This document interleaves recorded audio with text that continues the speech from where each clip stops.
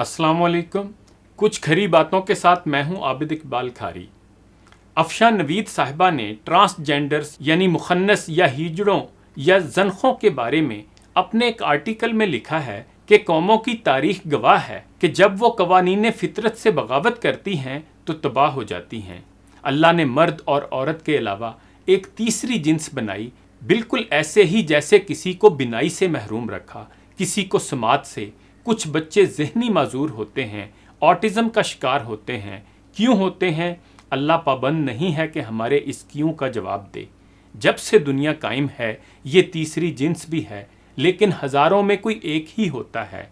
ये जो हर चौक चौराहे पर दर्जनों खुसरे मौजूद हैं, अल्लाह ने ये जिन्स कभी इतनी वाफर नहीं बनाई।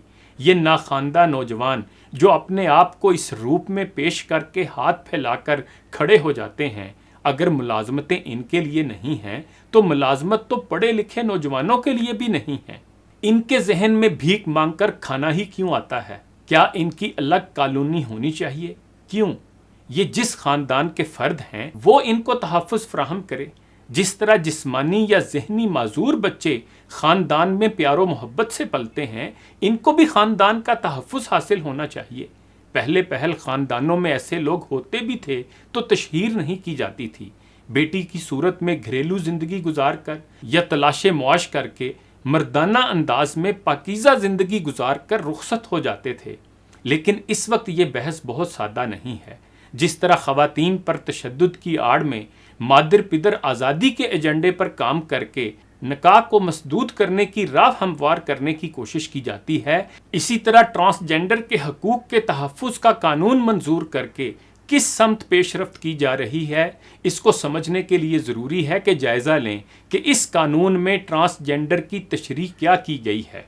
एक तो इसकी तारीफ़ में ये कहा गया है कि पैदाइशी तौर पर लड़का या लड़की का तयन ना होना बल्कि तीसरी जिन्स होना, और दूसरा ज़िंदगी में किसी वक्त किसी हादसे की सूरत में ये तब्दीली हो जाना, और तीसरा ये कि आदातो एतवार के बाइस दूसरी जिन्स में तब्दीली का रुझान पाया जाना।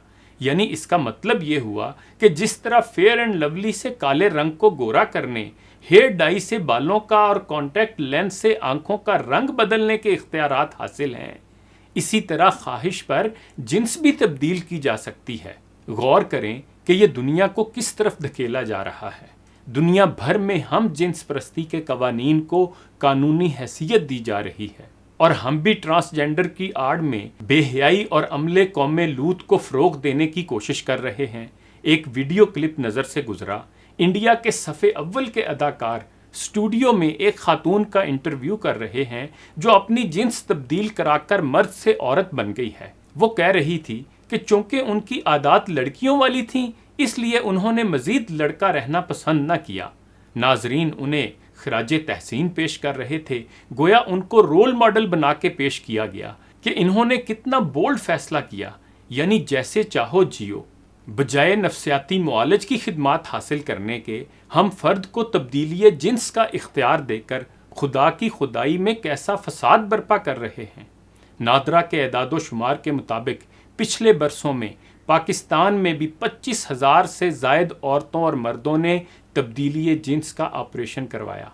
यानी ये भी खेल तमाशा ठहरा। हम अपनी आइंदा नस्लों को किस दुनिया में छोड़कर जा रहे हैं, फ़िक्र इस बात की होनी चाहिए। हमसे कौमे लूतो हूदो समूद के बगाड़ के बारे में तो सवाल नहीं होगा, लेकिन पाकिस्तान में खिलाफ शर्रा कवानीन मंजूर किए जाते रहें और हम खामोश तमाशाई बने रहें तो याद रखिएगा कि जब इज्तमाई बेहिसी पर अजाब कौमों पर आते हैं तब गेहूँ और घिन साथ पिसते हैं। तारीख़ उमम यही बताती है।